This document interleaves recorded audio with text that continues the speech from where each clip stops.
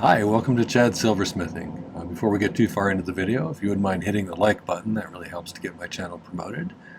I also love it when people leave comments, so tell me what you think. Today's project is a contract piece for a friend, and she was looking for a ring that had kind of a sinuous and viney look, but not necessarily looking like actual vines, so just kind of a curvy, cool, viney looking ring where the vines themselves come up and create the prongs for the stone. And she picked out it's about a 7.5 millimeter Blue Topaz. That's round brilliant cut. And so I think probably the only two materials I'm going to need for this are 16 gauge round and 18 gauge rounds. We'll give it a try. We'll see if she likes it. Before we get started, I wanted to thank some people. My Patreon group over there is a group of really talented and knowledgeable people, and so it's great that we can get together and share information and resources, because I've learned a lot from them, and I hope they've learned some things from me as well. I appreciate their generosity as well as the great community that they've built over there, so thanks for that. The other group is my YouTube subscribers. We're at 12,100-ish, I think, which is great. I'm pleased to see my channel growing, and I really appreciate not only the financial contributions like the Buy Me a Coffee and the Super Thanks. Those things are really helpful with the raw materials prices going up.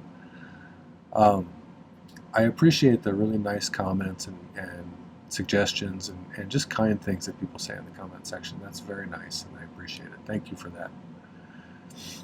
Okay, let's see if we can make a cool ring for my friend. Okay, so these are a couple of my design idea books, which you can get on my merch store. This is the one I'm using right now. It's pretty much full. I'm going to have to switch over pretty soon, but what I did is I sent away for a new one, because this one's almost full, like I said. I find it's really useful to sketch up my ideas in advance, so I get kind of an idea where I'm going with things. And this is today's idea. I did it upside down. Oops. This is one of my new ones that has a conversion chart from fractions of an inch to decimals to millimeters. So if you need something handy and nearby, this is kind of a good book to get. Same thing on the inside with a little grid pattern. There's one coming that's going to have gauge to millimeters pretty soon, so keep an eye out for that in the merch store. Today's project, like I said, is going to be it's going to have a little topaz. Well, not a little topaz, pretty good sized topaz. And this drawing isn't very good. I didn't do anything in proportion, but I was just kind of trying to flesh things out in my head. And it's going to go there. The prongs are going to be the actual ends of this thing. And as I've been thinking about it, I was thinking I might make it narrower down here and a little bit wider up here as far as how big the gaps between them are. And I did some calculating. I'm not sure if my calculations are right. I guess we'll find out. But she needed an 8 3/4, and so I think this should be long enough. I got 92 millimeters. I measured around the 8 3/4 and added some extra for the prongs that are going to come up, as well as the curviness of this. That's going to reduce the length a little bit. So hopefully that's long enough. I think it will be. If I do it and it turns out it's not, we can always cut some new pieces. The only other, so that's all going to be 16 gauge round. The only other thing that I'm going to use is 18 gauge round to make a little ring here for the stone actually to sit on. It's going to be the same size as the stone basically, so it'll match the diameter here of the girdle. And I started putting millimeter measurements for gauges here too. So 18 gauge is 1.02 millimeter diameter. 16 gauge is 1.29 millimeters in diameter. So I think first we're going to have to, let's make a little ring for this for it to sit on. And I have a little bit of 18 gauge over here, I think. So we'll start with that. Let's see the top side of the stone over here. Alright, there you go. Hopefully you can see that. It's a very pretty stone. I like this size of Blue Topaz. I really like the London Blue Topaz, which are the darker blue. Interesting fact is that pretty much all of the blue topaz on the market has been heat treated and irradiated to make the color fast. So very rarely do you find naturally blue topaz on the market. And naturally blue topaz has a tendency to fade over time as well. So interesting topaz information. All right, so let's make this little ring. Thank you for all of you who have downloaded my new ebook. I really appreciate it. I put it on iBooks as well, and we're working on some other platforms if people wanted to get it from somewhere else. Apple Books, I think it's called, not iBooks. So I want this to be a small enough ring to where if I set the stone on top of it, you actually won't see the ring, but only just so. And you can use a jump ring mandrel or a bail making pliers or round nose pliers or whatever floats your boat to make this. I just usually do it this way. You know how you get in a rut doing things one way sometimes.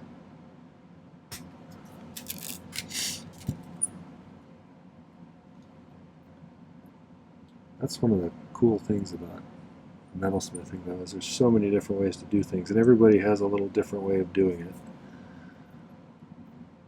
And every once in a while you're like, that's a really cool idea. Why didn't I think of that? I've been doing it the hard way for 10 years or whatever. So it's always fun to learn something new, even if it's kind of like, why didn't I think of that? Okay. That's good. I'm going to take just a tiny sliver out because I want it to be pretty much, this should stick out just a teeny bit, because we're going to have prongs going up around it, and I want to have to cut into the base of those prongs just a little bit so that they get a grab on the girdle of the stone, which is the widest part of the stone. So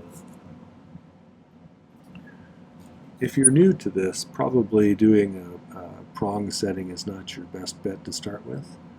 I do have a lot of good beginner projects. There's even a playlist called, I think it's called beginning projects or beginner projects or easy projects or something like that. So check my playlist tab, and there's a bunch of good projects there. After you get comfortable soldering and everything, then you can start doing some stuff that's a little fancier. I see a lot of people trying to do really fancy stuff before they've built up their soldering skills, and that's frustrating because you'll keep melting things until you kind of get a feel for how to use the heat from the torch. So I recommend doing quite a bit of practice before you do something like this. Okay. All right, I think that's about right. Let's solder that closed. I use a hard silver sheet solder and a liquid flux called My-T-Flux. At this point, I have some other stuff I'm going to try in the near future for Pepe tools. And my torch is a Silversmith torch, which is an acetylene air torch, meaning it doesn't have an oxygen tank. It just draws air in through here and mixed with the gas. So it's not as hot as an oxyacetylene, but it's hotter than just like a propane torch or a butane torch. So it's perfect for doing this, I think. Okay, so I'm just going to flux that. You can just lean a piece of solder there. I do a lot of what's called pick soldering. And if you're interested, I'll put a link up there about pick soldering. It's one of those things that really moves you up as far as your abilities to do stuff. Because you can kind of just pick up a piece and place it where you want it like that. And that opens up some kinds of projects that you might not have been able to do prior to learning how to do that. You sometimes see people who do wire solder instead, and they'll heat the piece up and then touch it once it gets to soldering temperature. PIC soldering is much like that, except it gives you just a little bit more control because you can cut exactly how much solder you want. When you're doing this, sometimes you'll have a little solder jump on, sometimes you have quite a bit of solder jump on. It's a little hard to control how much comes off. But PIC soldering allows you that much more control, I think. I'm sure there's people who will disagree with me about that, and that's okay. Alright, so this is just some wire that I made. It's I didn't have any 16s, so I took some of my 14 gauge round and I used a draw plate to pull it down to a smaller diameter. So now we have some 16. And I think, to start with, let's cut 2 pieces of this. One other thing I'm leaving open the possibility, I was thinking maybe it might be kind of fun to put an extra piece of like 18 gauge kind of weaving in and out of there somewhere. So I may try that afterwards and see how that looks once we get the basic part done. But I don't know. We'll see if it looks good or not. And if it doesn't, we'll just skip it. I always try to cut things a little longer than I need. There's nothing as frustrating as cutting something just a tiny bit too short. It's easier to take away than it is to add to it. So.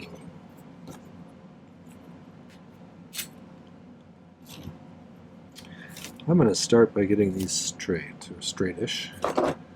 Somebody will comment, you know, you can roll those between 2 different, you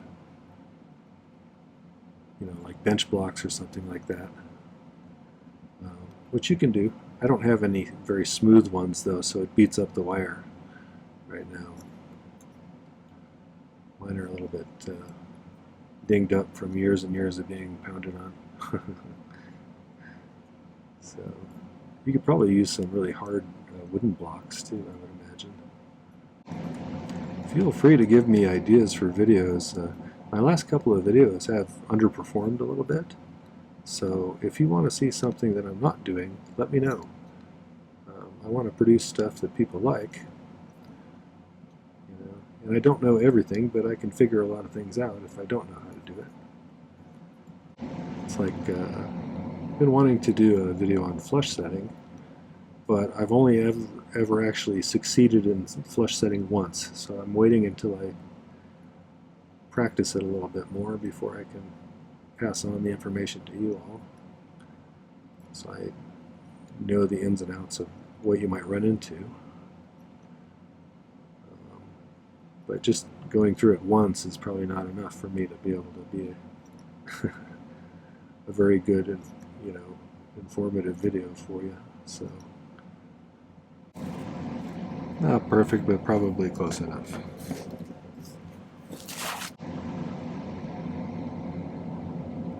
That should be pretty close to the center.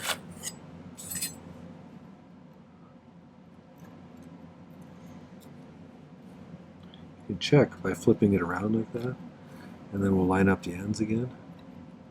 We'll see how close we were.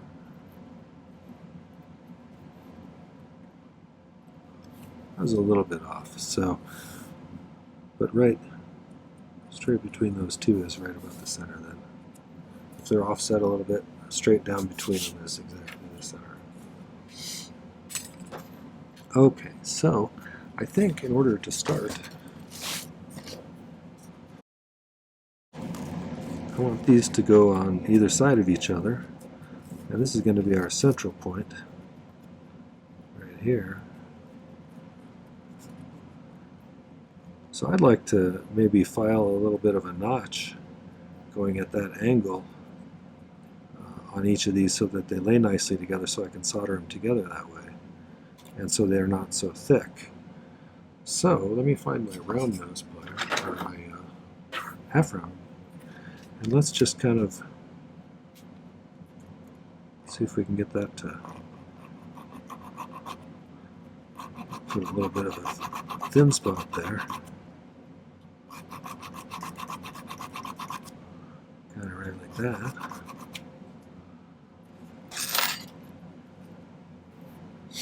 And then really, since I want them to be symmetrical going both ways, I think if I do it, if I do this one the same kind of angle,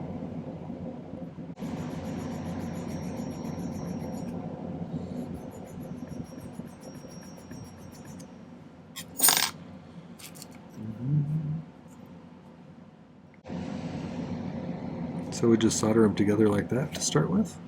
That seems reasonable. Let's give it a try and see. This is one of those situations where pick soldering comes in handy. So I can just pick up a little piece here, rather than trying to balance a piece in here or something. Although you could use paste solder or something, I suppose that might work.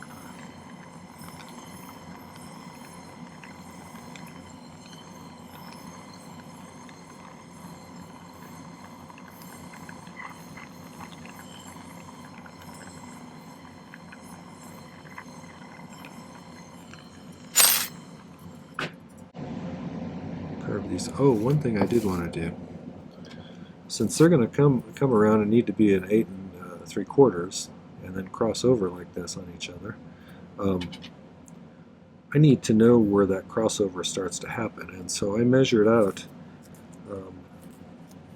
8.75 with a piece of kind of cardstock, and so from the central point we're going to want it to come out. So when these cross for the last time, or when they reach right here and here where they are going to start to cross over each other, that should be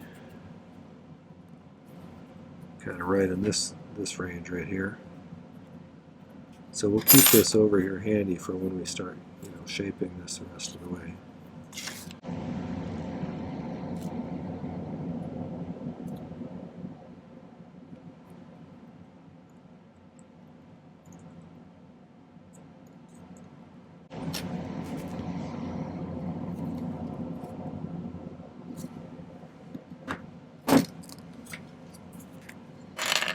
Now I think let's do this. That way the spot between the black lines is where I need to file.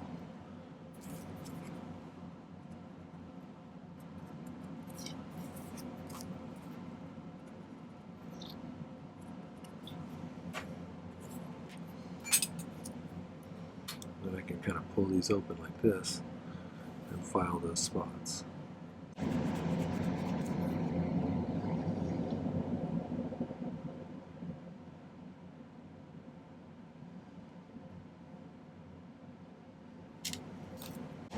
So I got them lined back up again. I was trying to get them lined up and then I'll shape them a little better. I didn't want to ding them up too much. So see if we can't get these connected. So you have these connected, I think it's going to make it a little bit easier to do the rest.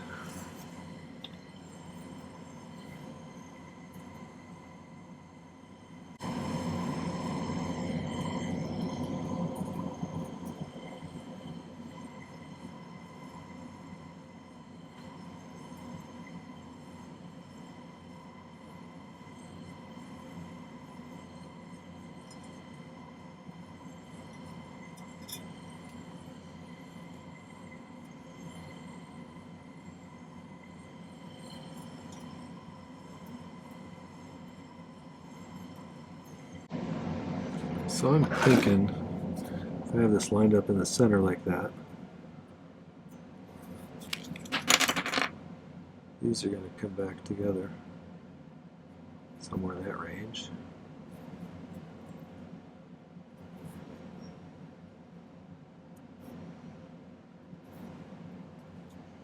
See how close those are lengthwise.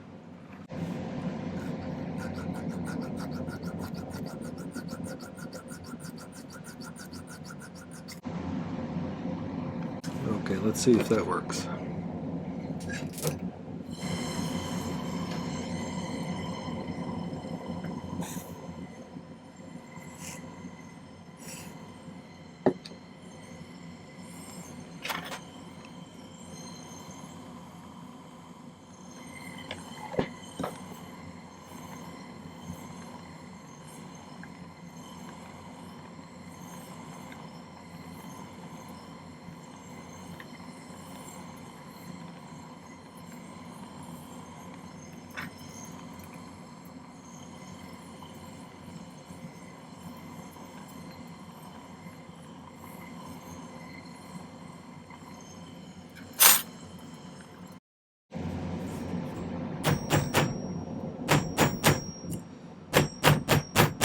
pick which side looks the best, put it to the outside.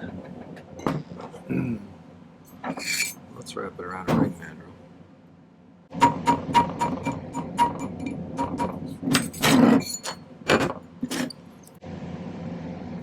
I had a thought. What if I file this real thin right there, and then real thin on this side, and the opposite one on here, so that fits together nice.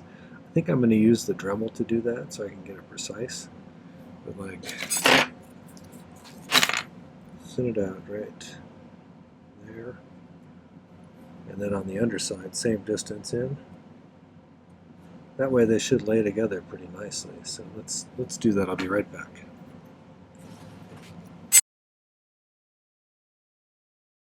So like I said, I filed it, or I dremeled it with a knife edge white abrasive wheel, so it had a notch on opposite sides like that. So in theory, should be able to do that kind of.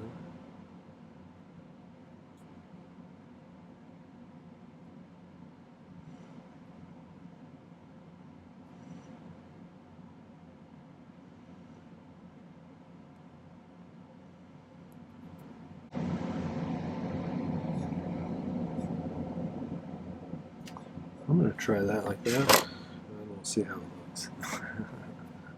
Just going to balance it on there.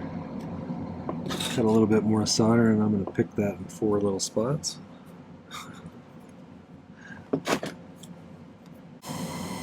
When you're using a third hand, it soaks up an awful lot of heat. So while it is occasionally handy, it does make it take a little bit longer for things to flow.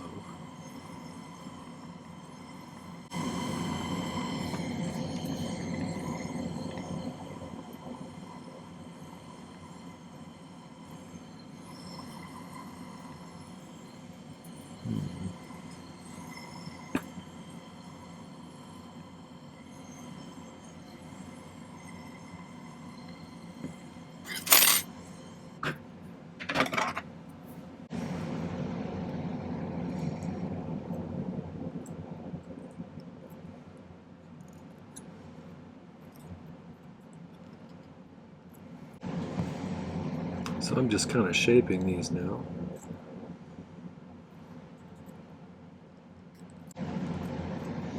Trying to make them look pretty good that way, that way. And then we'll see if we can't get that little ring to fit in there.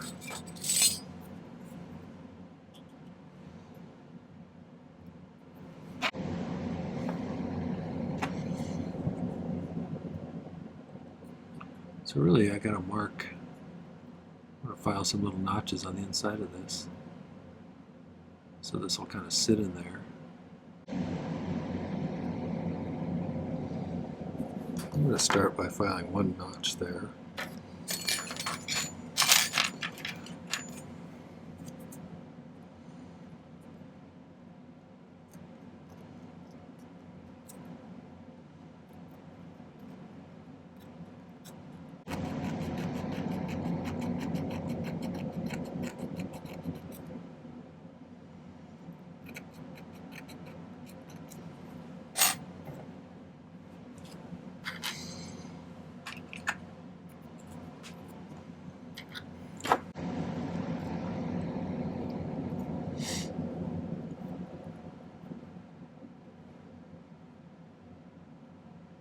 Okay, I've got that sitting in there. It looks like it's relatively straight. So I think let's see if we can solder that in there. If you don't have a lot of experience, this kind of precise soldering gets a little bit challenging. So you could put a little bit of a different type of solder if you're not familiar with using hard solder for everything. Put a little easy paste solder or something.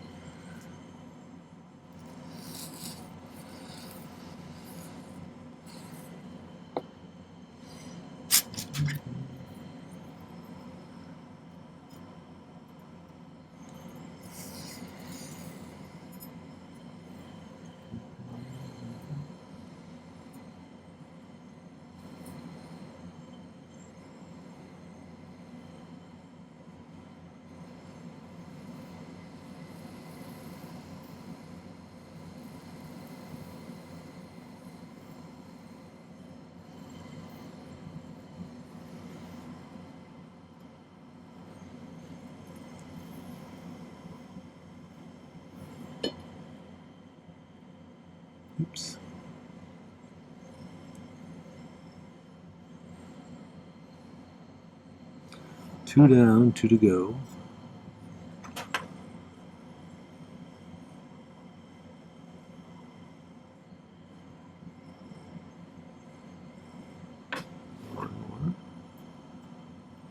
You can rotate this around if you're having trouble reaching one of them.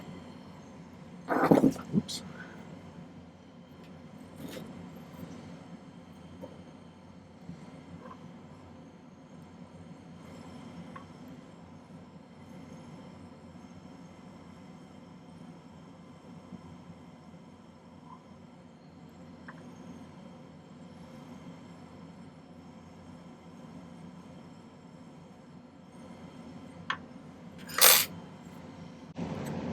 Okay, so we got that sort of just incorporates right into the ring. Let me shape this a little better again. That looks okay by itself, but it's a little bit kind of delicate. What if we had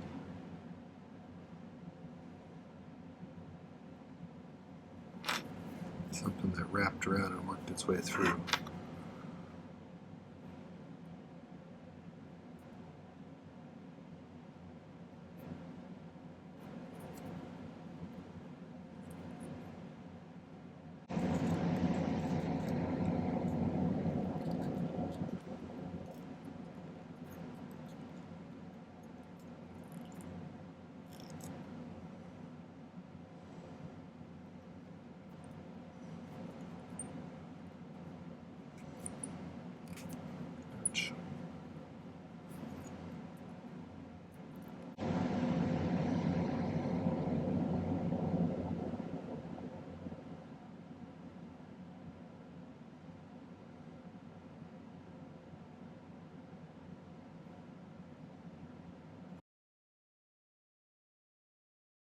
So I did a little experimenting off camera and a little bit of thinking. The problem I was running into was feeding this through all these convoluted spaces was dinging up the wire pretty badly, and so I thought, why don't I feed it through in 2 stages, one on one side and one on the other, and then just solder them together down here. So that's what I'm going to do. So I did the first one, and I decided to, since I'm not going to do any more soldering after I get this one through, I just use some easy paste solder for this last step. That way I don't have to worry about too much going on.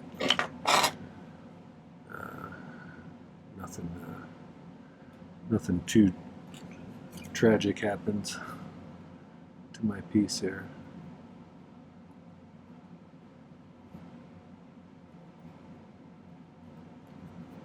So I can just get this to sit in the right spot.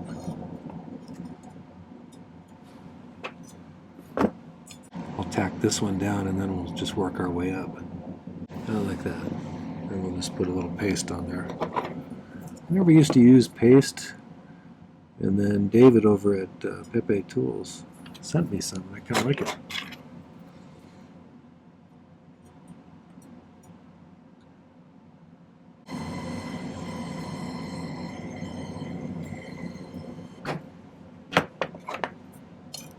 So right at the end I'll solder these two together after I cut them off. But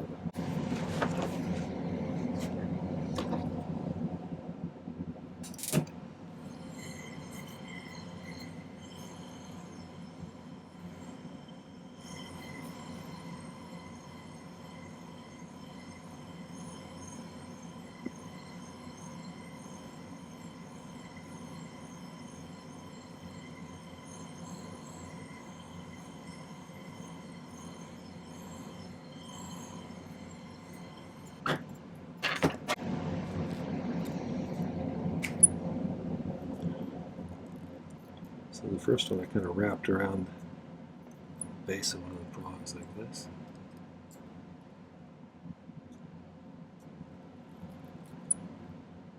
And went in there.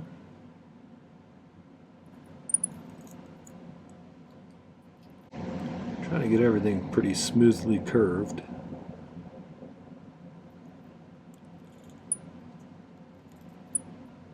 Everything to look kind of flowy and viney.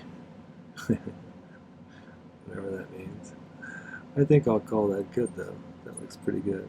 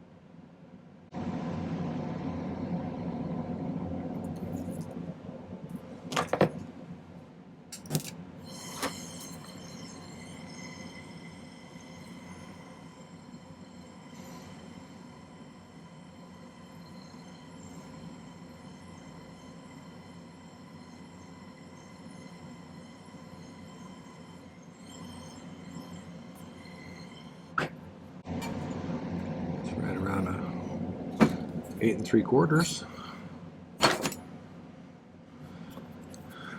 So I'm going to just probably neaten this up with the Dremel after I let it pickle for a while, and then we'll set the stone at the end.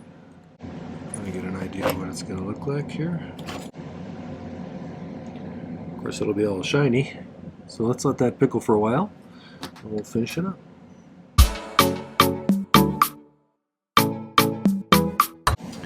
Got things polished up pretty much. I think it came out all right. And I thinned out the prongs at the base up to the point where the girdle of the stone will kind of rest. And we're going to start by just bending these inwards slightly.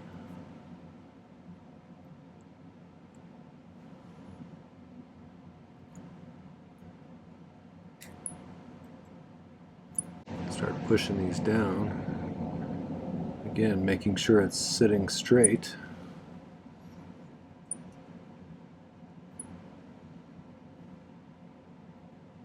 So I'm going to push those down snugly against the girdle facets, which are the ones between the crown, or excuse me, the ones between the table facet and the girdle of the stone here. These are called your girdle facets. And so I usually cut these off about midway up those.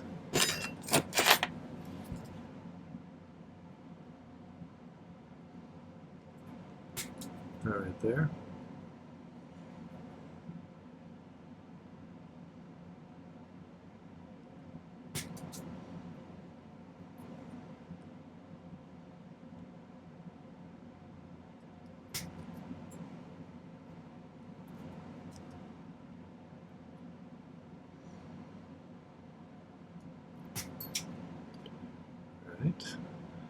And then the last steps that I'm going to do is I'm going to be filing this down this way to where it tapers right into the stone. And I'm going to bring these to points on this one, I think. So, and I may do some of that with my Dremel, some with a file. But I'll get that finished up, and then we will I'll take some pictures and put them at the end. Alright, well that was the sort of clingy vine sort of ring. I'm not sure what we're going to call it, but my wife and I usually brainstorm for a good name for it. If you did enjoy the content, make sure to hit the like button before you leave, and take a few moments and check out my other videos on my channel. I have 333 plus, 335 maybe now. There's tons of content and lots of projects you can pick from, as well as some skill kind of videos. And so whether you're a beginner or someone with more experience, there's probably something that you might like here. So take a moment, check those out. I'd love it if I would love it if you'd subscribe to my channel if you haven't already, and those of you who have, thank you. Also, check the video description down below. There's some important links in there, including my affiliate link for Pepe Tools, as well as a link to where you can buy my new ebook, which I mentioned earlier, a link to my website, which is kind of under construction right now, a link to my merch store, and a link to my Patreon if you want to check out that community over there. So, all right, well, thanks for coming by and watching. Take care. Happy silversmithing.